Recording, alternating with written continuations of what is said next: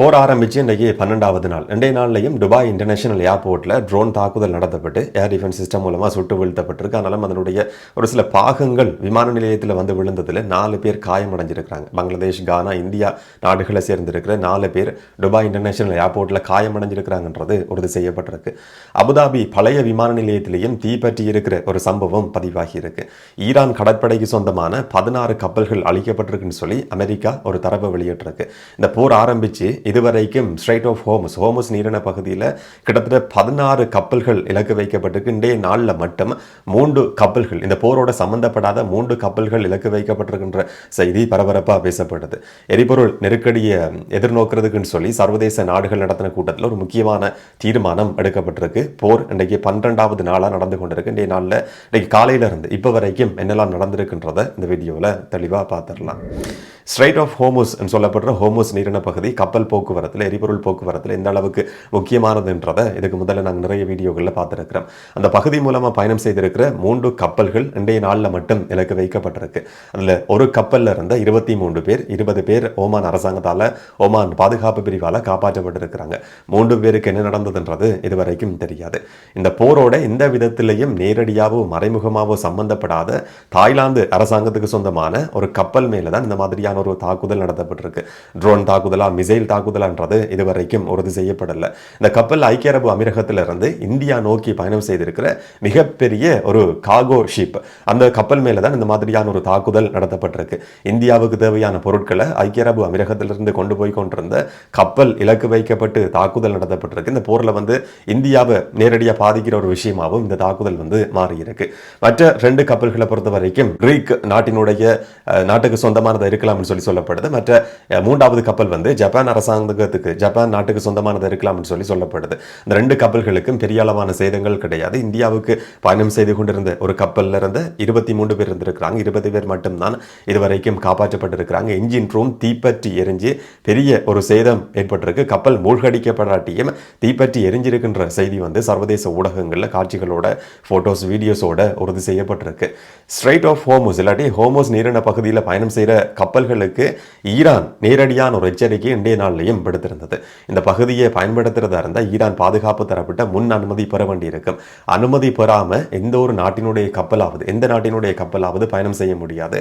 அப்படி பயணம் செய்கிற சந்தர்ப்பத்தில் ஈரானுடைய பாதுகாப்பு பிரிவிட்ட அனுமதி பெறாட்டி அந்த கப்பல் மேலே தாக்குதல் நடத்தப்படும் சொல்லி ஈரான் பகிரங்கமாக இன்றைய நாளிலையும் எச்சரிக்கை விடுத்திருக்கு. இதுக்கு முதல்ல அமெரிக்காவோட நெருக்கமாக செயற்பட்ட நாடுகள் இஸ்ரேலினுடைய கப்பல்கள் மட்டும்தான் இலக்கு வைக்கப்படும் சொல்லப்பட்டிருந்தது.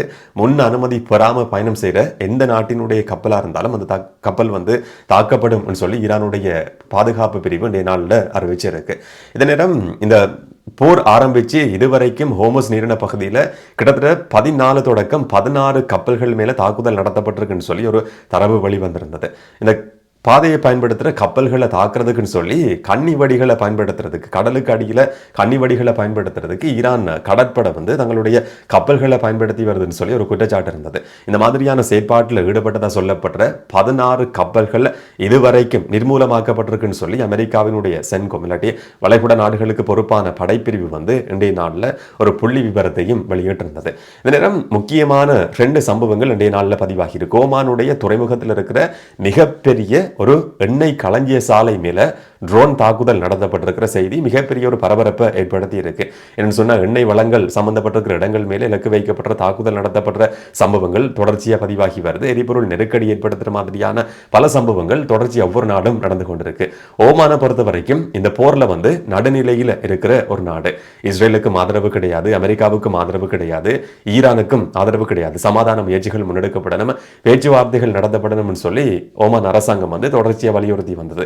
இன்னொரு பக்கம் ஓமானுடைய சுல்தான் தான் வெளிநாடுகள் சொல்லி பார்க்குற நேரத்தில் ஈரானுடைய புதிய தலைவர் முஜ்தபா கமனிக்கு வாழ்த்து சொல்லி இருந்தார். வேற எந்த நாடுகளும் வாழ்த்துக்களை சொல்லாத நிலையில் ரஷ்யாவுக்கு முதல்லையே ஓமானுடைய சுல்தான் வாழ்த்துக்களை சொல்லி இருந்தார். மற்ற ஹிஸ்புல்லா அமைப்பு, ஹூத்தி இயக்கம், இந்த மாதிரியான அமைப்புகள் தவிர வேற எந்த வெளிநாடும் வாழ்த்து சொல்லாத ஒரு பின்புலத்தில் ஓமான் சார்பாக மட்டும் வாழ்த்து சொல்லப்பட்டிருந்தது. ஈரானுடைய நெருக்கமான ஒரு உறவு இருக்கிற நாடு. இப்போ ஒரு ட்ரோன் தாக்குதல் இல்லாட்டி மிசைல் தாக்குதல் துறைமுகத்தில் இருக்கிற எண்ணெய் களஞ்சியம் மேல நடத்தப்பட்டிருக்கு. தீப்பற்றி எரிகிற காட்சிகள் எல்லா ஊடகங்கள்லையும் இன்றைய நாளில் வெளிவந்திருந்தது. ஆனால் இந்த தாக்குதலை நடத்தினது யாருன்றது இதுவரைக்கும் தெரியாது. இப்போ ஈரான் சொல்லுது இந்த தாக்குதலுக்கும் எங்களுக்கும் இடையில எந்த விதமான சம்பந்தமும் கிடையாது, ஓமான்ல இந்த மாதிரியான ஒரு தளத்தை இலக்கு வைக்க வேண்டிய அவசியம் எங்களுக்கு கிடையாதுன்னு சொல்லி ஈரான் அரசாங்கம், ஈரான் பாதுகாப்பு தரப்பு இன்றைய நாளில் அறிவிச்சிருந்தது. ஆனால் இன்னும் ஒரு பக்கம் இந்த தாக்குதலுக்கு பின்னால் வேற ஏதாவது சக்திகள் இருக்கலாம். ஈரான் இதுக்கு முதல்ல குற்றம் சாட்டுற மாதிரி சில தாக்குதல் சம்பவங்கள் ஃபால்ஸ் ஃபிளாக் அட்டாக்னு சொல்லப்படுற இல்லாட்டி பிழையான திசை திருப்புறதுக்கான முயற்சிகள் என்ற மாதிரி இஸ்ரேல் மேல குற்றம் சாட்டப்பட்டிருந்தது. அந்த மாதிரியான ஒரு சம்பவமா இது இருக்குமா என்ற சந்தேகத்தின் அடிப்படையிலையும் சில செய்திகள் ஈரான் சார்பு ஊடகங்கள் இன்னைக்கு வெளிவந்திருந்ததையும் பார்க்க முடிஞ்சது. இன்னும் ஒரு பக்கம் ஈரானுடைய முக்கியமான நகரமாக கருதப்படுற கூம் நகரத்தின் மேல ஒரு மிகப்பெரிய தாக்குதல் நடத்தப்பட்டிருக்கு. அந்த இடத்துல பதிவாகி இருக்கிற சேத விவரங்கள் என்னன்றது இதுவரைக்கும் வெளிவரல.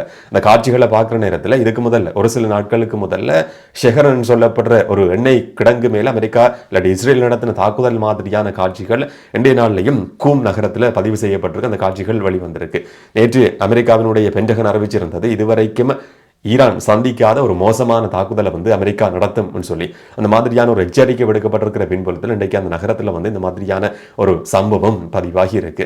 அமெரிக்காவினுடைய ஒரு திட்டம் என்னன்னு சொன்னா இந்த ஹோர்முஸ் நீரிணையில பயணம் செய்கிற கப்பல்களுக்கு பாதுகாப்பு கொடுக்கிற மாதிரி அமெரிக்க கடற்படையினுடைய சில கப்பல்கள் பயன்படுத்தப்படும் என்ற மாதிரியான செய்திகள் வெளிவந்திருந்தது. ஆனால் தொடர்ச்சியா அமெரிக்கா அதுக்கு தயக்கம் காட்டிக் கொண்டிருக்குன்னு சொல்லி இன்றைக்கு அமெரிக்க சார்பு ஊடகங்களிலேயே விமர்சிக்கப்பட்டிருந்ததையும் பார்க்க முடிஞ்சது. குறிப்பா 3 அமெரிக்கா சொந்தமான கடற்படைக்கு சொந்தமான 3 கப்பல்கள் ஹோர்முஸ் நீரிணைக்கு பக்கத்தில் அந்த பிராந்தியத்தில் நிலைநிறுத்தப்பட்டிருக்கு. அப்ரஹாம் லிங்கன் சொல்லப்படுற கப்பல் இருக்கலாம், ஜெரால்ட் ஃபோர்ட் சொல்லப்படுற கப்பல், ஜார்ஜ் டபிள்யூ புஷ் சொல்லப்படுற 3 கப்பல்களை அமெரிக்க கடற்படை அந்த பிராந்தியத்தில் வச்சிருக்கு. அந்த கப்பல்களை பயன்படுத்துறதுக்கு அமெரிக்க அரசாங்கம் தொடர்ச்சியா தயக்கம் காட்டிக் கொண்டிருக்கு என்ற மாதிரியான செய்திகளும் இன்றைய நாளில் வெளிவந்திருந்தது. இன்னும் ஒரு பக்கம் சென்கோமினுடைய முக்கியமான எச்சரிக்கை, அமெரிக்காவினுடைய வளைகுடா நாடுகளுக்கு பொறுப்பான படைப்பிரிவு விடுத்திருக்கிற எச்சரிக்கை என்னன்னு சொன்னா ஈரானுடைய சிவில் துறைமுகங்கள்ல சாதாரணமான துறைமுகங்களை ராணுவ தேவைகளுக்கு பாதுகாப்பு துறையோட சம்பந்தப்பட்டிருக்கிற நடவடிக்கைகளுக்கு தாக்குதல் நடவடிக்கைகளுக்கு ஈரானுடைய கடற்படை பயன்படுத்தி கொண்டிருக்கு.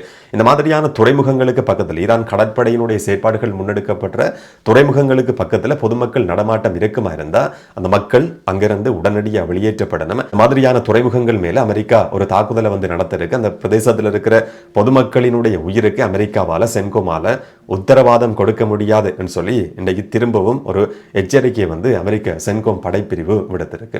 இந்த நேரம் ஈரான் மேல இஸ்ரேல் அமெரிக்கா நடத்தி இருக்கிற ஒரு முக்கியமான தாக்குதல் என்னன்னு சொன்னா ஒரு அரச வங்கி இலக்கு வைக்கப்பட்டிருக்கிறது. ஒரு சில ஊழியர்கள் கொலை செய்யப்பட்டிருக்கிறாங்கன்ற செய்தி வெளிவந்திருந்தது. இதுக்கு பழி வாங்குற மாதிரி இப்ப ஈரானுடைய படைத்தரப்பு விடுத்திருக்கிற ஒரு முக்கியமான எச்சரிக்கை இருக்கு. இஸ்ரேலையும் அமெரிக்காவுக்கு சொந்தமான ஒரு தொழில்நுட்ப நிறுவனங்கள் சொல்லப்படுற முக்கியமான முன்னணி நிறுவனங்கள் மேலேயும் வங்கி செயற்பாடுகள் முன்னெடுக்கப்படுற இடங்கள் மேலேயும் பேங்க்ஸ் மேலேயும் தாக்குதல் நடத்தப்படும்.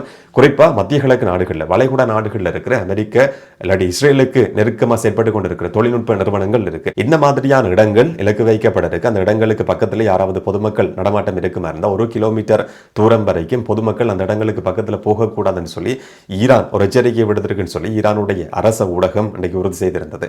அதில் குறிப்பிடப்பட்டிருக்கிற ஒரு லிஸ்ட் வெளிவந்திருந்தது. முக்கியமான முன்னணி நிறுவனங்கள், தொழில்நுட்ப நிறுவனங்கள் இஸ்ரேலுக்கான தொழில்நுட்ப உதவிகளை செய்து ராணுவ நடவடிக்கைகளுக்கு இந்த தொழில்நுட்ப நிறுவனங்கள் உதவி செய்து என்ற ஒரு விமர்சனம், குற்றச்சாட்டு நீண்ட காலமாக முன்வைக்கப்பட்டு வருது. அதிலும் குறிப்பா கூகுள் நிறுவனமாக இருக்கலாம், இல்லாட்டி மைக்ரோசாஃப்ட் நிறுவனம், ஐபிஎம் நிறுவனம், இந்த மாதிரியான தொழில்நுட்ப நிறுவனங்களினுடைய கட்டடங்கள் மத்திய கிழக்கு நாடுகளில் இருக்கிற கட்டடங்கள் மேலே ஈரான் ஒரு தாக்குதல் நடத்திருக்கின்ற ஒரு முக்கியமான எச்சரிக்கையும் இன்றைய நாளில் வெளிவந்திருக்கு. இந்த போர் கட்டம் கட்டமாக எப்படி தீவிரமடைஞ்சு போகுதுன்றதுக்கான வெளிப்பாடுகள் தான் இந்த மாதிரியான சம்பவங்கள், எச்சரிக்கைகள். ஆரம்பத்தில் இராணுவ தளங்கள் மேலே தாக்குதல் நடத்தப்பட்டிருந்தது. அதுக்கு பிறகு எண்ணெய் கிடங்குகள், எண்ணெய் களஞ்சிய சாலைகள், அதுக்கு பிறகு துறைமுகம், இப்போ பார்க்குற நேரத்தில் பேங்க்ஸ், தொழில்நுட்ப நிறுவனங்கள் இலக்கு வைக்கப்படலாம் என்ற மாதிரியான செய்திகள் வெளிவந்திருக்கு. தொழில்நுட்ப நிறுவனங்களையும் வேலை செய்கிறவங்களும் இந்த வீடியோ பார்ப்பீங்கன்னு சொல்லி நான் நம்புறேன்.